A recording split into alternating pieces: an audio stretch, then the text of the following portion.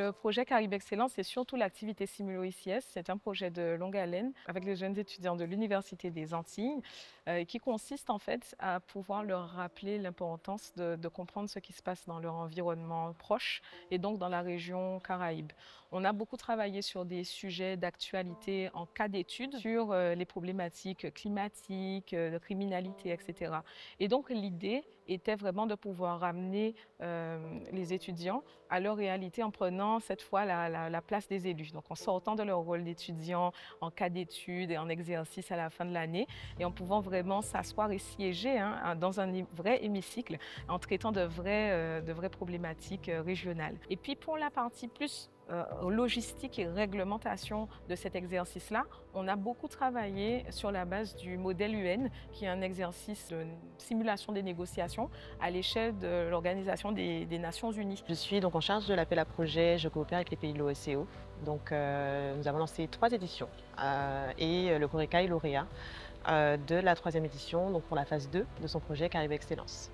Donc l'objectif de cet appel à projet, c'est vraiment de permettre aux associations, aux établissements scolaires, donc lycées plus particulièrement, de s'approprier finalement le bassin caribéen et la possibilité justement de mettre en place des projets avec des partenaires de l'OSCE. Alors on travaille effectivement chaque jour avec nos collègues de l'OSCE. Nous sommes impliqués en fait dans les différents conseils des ministres. Il y a toujours une représentation effectivement de la région. La réunion de l'autorité arrive aussi. Donc ce sont des échéances en fait que nous ne ratons pas parce que nous sommes certes seulement membres associés, mais justement parce que nous sommes membres associés et que nous nous impliquons justement dans cette coopération, donc nous souhaitons être présents. C'est un vrai challenge qu'on s'est donné de pouvoir clôturer entre guillemets en beauté sur ce gros projet qu'on mène depuis maintenant 3 ans.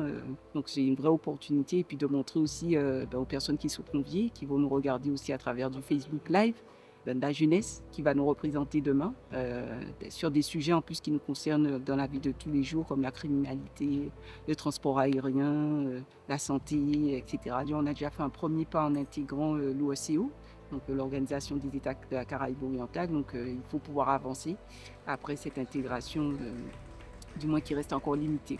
Ça nous fait super plaisir d'être là et puis on a beaucoup travaillé pour préparer cet exercice, donc on est content d'enfin arriver à l'exercice final. On a hâte. La parole est demandée par la première ministre de Saint-Vincent et les Grenadines, Méola Jabot, et lui est accordée. Vous êtes invité à vous rendre au pupitre avec votre chevalet. Madame la présidente de l'Assemblée générale, mesdames et messieurs les chefs de gouvernement, mesdames et messieurs les représentants des États membres et membres associés de l'OSCE, mesdames et messieurs en vos grades et qualités. C'est un honneur pour moi que de porter devant vous la voix de Saint-Vincent et les Grenadines.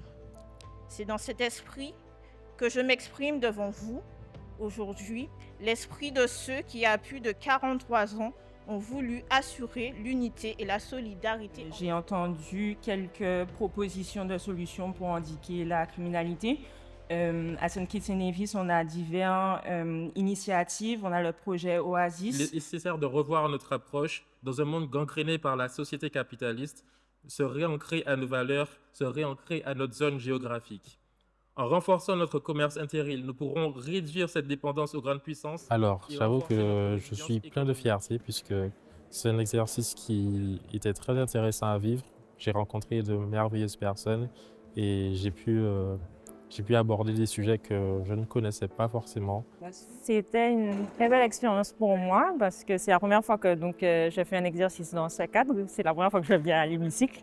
Et pouvoir représenter aussi des pays caribéens anglophones, c'est quelque chose de très original et je pense qu'il ne se fait pas tout le temps. Moi, je suis très passionnée par tout ce qui est coopération régionale, coopération caribéenne parce que j'ai vraiment l'impression que c'est quelque chose qui est en train de se construire en fait en ce moment et donc qui prend de plus en plus d'importance, notamment en Guadeloupe, on en parle de plus en plus, mais aussi en Martinique et dans la région en général. Donc de pouvoir être là et donner la parole aux jeunes, ça n'arrive pas souvent. Donc j'étais vraiment contente d'avoir cette expérience que je suis sûre que je pourrais valoriser même après. C'est un apport aussi pour nos élus régionaux, donc on l'a vu aujourd'hui à l'hémicycle, mais aussi lors du dernier exercice qu'on a fait à la ville de Pointe-à-Pitre, où les élus nous ont dit « Ouh là là, vous nous avez appris des choses et puis c'est vrai qu'on ne regarde pas ce qui se passe dans la Caraïbe, alors qu'en fait on est exposé aux mêmes problématiques et qu'on gagnerait en fait à répliquer certaines actions qui sont déjà en place plutôt que de repartir de zéro. » Donc c'est vrai que À ce niveau-là, on a donc ce double apprentissage qui est mutuel. Et puis, je pense que d'une façon générale, ça nous rappelle que nous sommes membres de ces organisations régionales. Le projet Caraïbes Excellence et l'exercice Simulo ICS s'ancre tout à fait dans les missions du CORECA. C'est une association qui, depuis 1991, lutte pour la reconnaissance de ce patrimoine caribéen et de cet ancrage dans notre environnement, pouvoir faire voir émaner des initiatives à l'échelle même de la Caraïbe. Donc je pense que le CORECA est tout à fait en axe avec cet exercice. On est vraiment dans un exercice Caraïbe fait par les Caribéens pour les Caribéens.